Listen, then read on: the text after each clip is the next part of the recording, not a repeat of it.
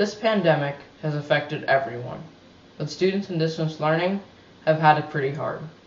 Screen fatigue, eye strain, headaches, and more are now a common occurrence on a school day. Hi, my name is Shrishpram Krishna, and this year, for Alameda County Science and Engineering Fair, my project is using AI to grade students' physical paper assessments.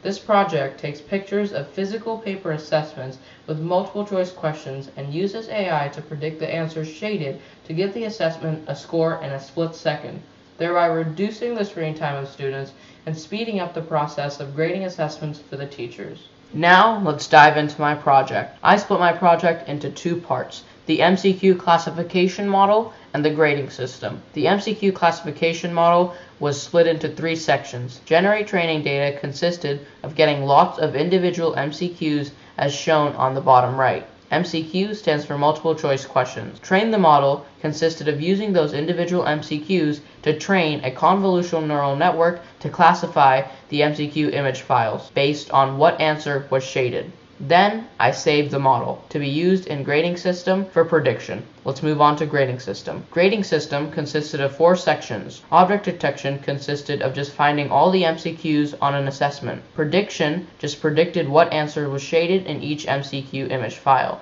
Evaluation just saw which was right and which was wrong. And scoring used the results from evaluation to give a percentage-based score. The image on the right shows a visual representation of this process. Let's move on to my finding. As you can see, when I ran 5 epochs for my model, I barely reached the accuracy levels I wanted.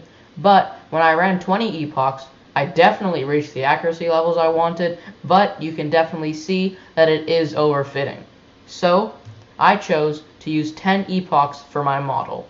This heat map shows how well my model predicted on the 5 assessments I created that 4 people filled out with 4 to 5 questions on each assessment. All in all, it was about a 96% accuracy. The impact of this project could be huge.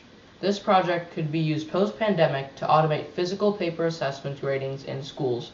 It will help teachers cut down massively on the time they spend on grading assignments by letting them just take pictures of the assessments and automatically grade them in a split second. This solution will be a great value addition to learning management systems such as Schoology, Schooloop, and Canvas. The next steps for these projects are two main things.